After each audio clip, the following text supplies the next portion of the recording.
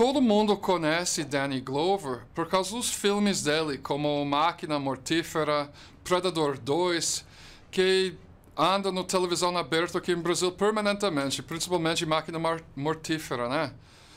Só que, além disso, ele tem um produtor de filmes independentes bem interessante, e ele também é um ativista político, desde a década de 1960. E, em cima de tudo, ele é amigo do Lula. Então, é com muito prazer hoje que eu recebo Danny Glover aqui no Brasil 247. Mr. Glover, how are you? Good. Yeah, good, Brian. That's good. It's a pleasure to have you here. And I think it's a good opportunity, too, because everybody knows you from the Lethal Weapon movies, and, you know, they still show them on television a lot here in the afternoon on TV. And everyone knows you from Predator 2, but not so many people know you, know about your political activism and some of the other things you're involved in. So I'd like to start off by asking you, when did you first become a political activist? How did it happen, and what was going on at that time? As a student, really, I mean, early in my life as a student, and particularly in college, the college I went to was a very progressive, at least the student body was very progressive. And we were able to carry out several actions in regard to a School of Ethnic Studies, a strike, and also in support of community organizations and many other things, changing the nature of education on the college and using the college as a platform to engage the community as well. And what were the biggest issues going on at that time, and what's changed since then?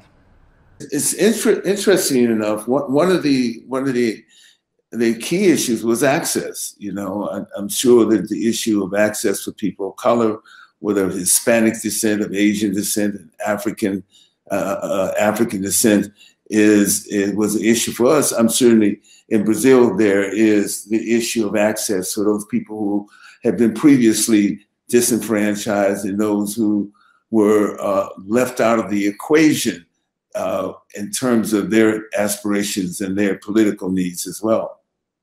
You also founded an interesting independent production company called Louverture, which is named after Haitian revolutionary leader Toussaint Louverture. And I know that your company has produced a lot of very interesting political films, films that deal with subjects like human rights, sovereignty of third world peoples, the struggle against colonialism. So I'd like to ask you, how does your activism influence your film production work and vice versa? Well, when I decided to become an actor, I was able to find a writer, a great writer, Ethel Fugard, the great South African writer.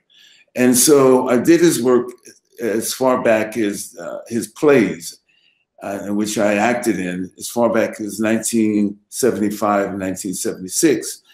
And the fact that I did those plays and the nature of the plays themselves, the political nature of the plays, placed me right in the center of the conversation and also the movement around African liberation support.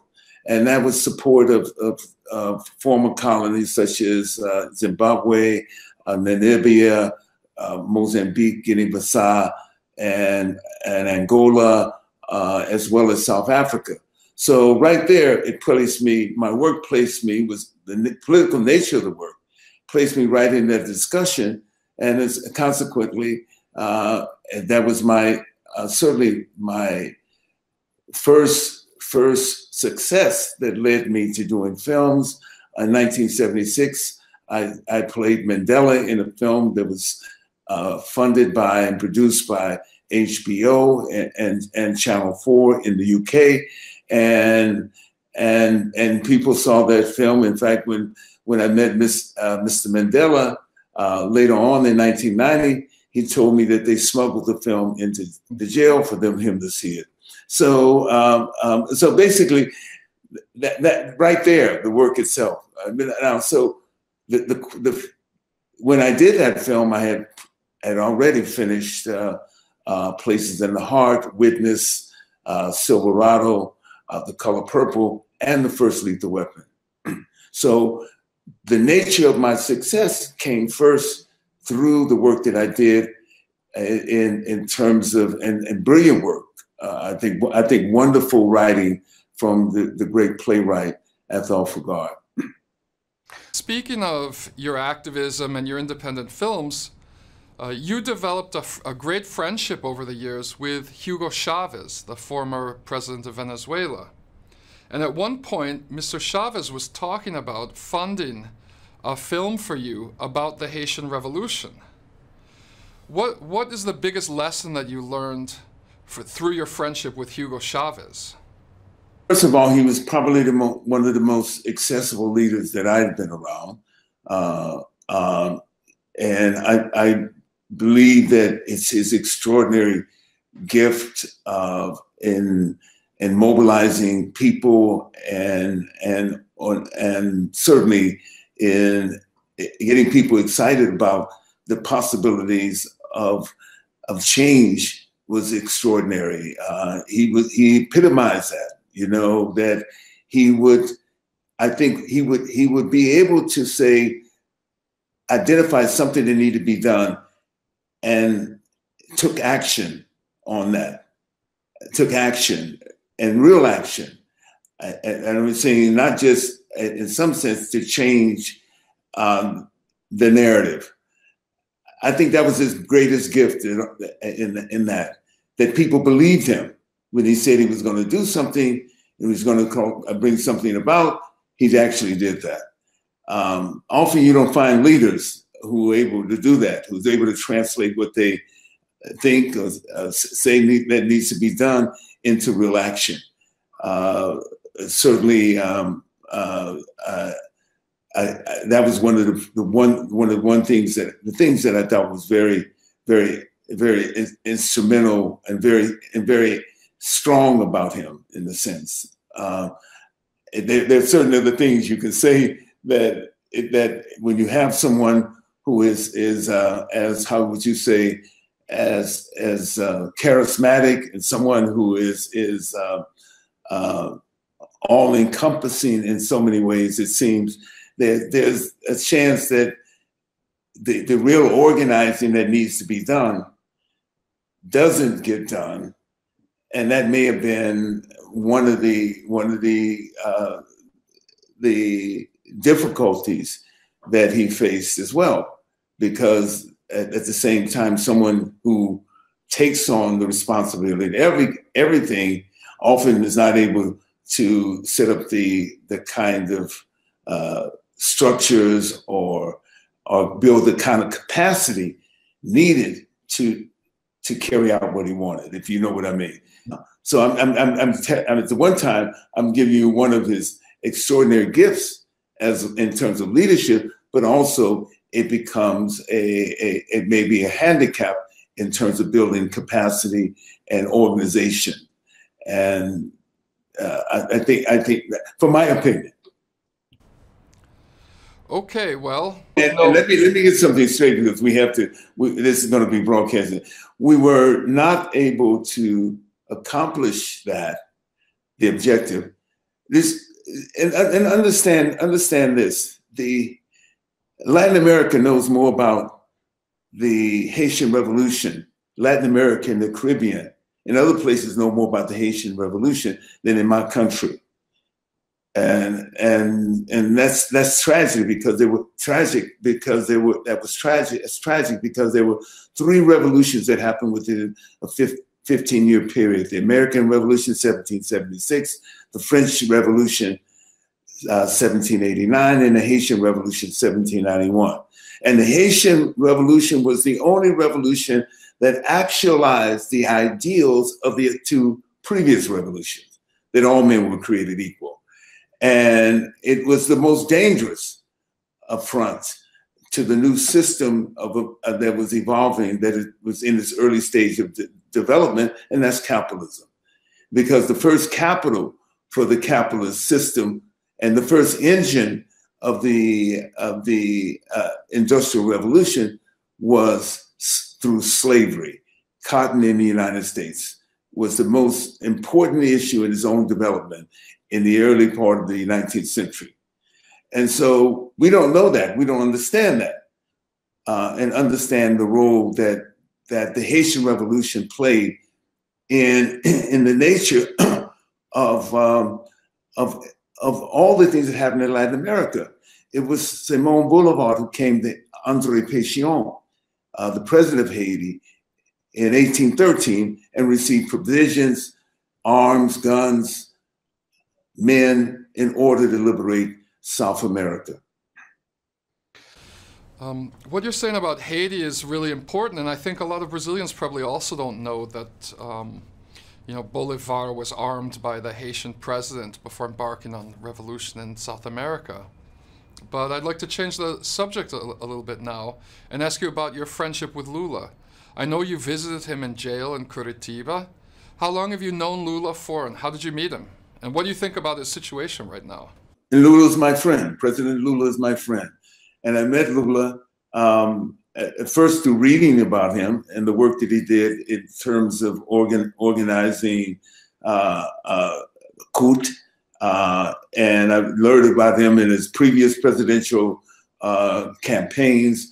But I met him, first time was in 2004 in Brasilia, as he was president at that time. I met him, I think it was 2004, 2005, I'm not so sure. But he was, I met him and certainly I met him on other occasions, but I think he's one of the most extraordinary men or legislators or politicians, however you want to describe them, in Latin America, and perhaps one of the most important in the world as well. The work and his extraordinary journey from being a worker without a formal education, a worker, to the leadership and founding of a union, and also to the presidency of the country, is one of the most, I think, one of the most amazing things that happened in this early part of the 21st century, but in all time, and certainly in the 20th century.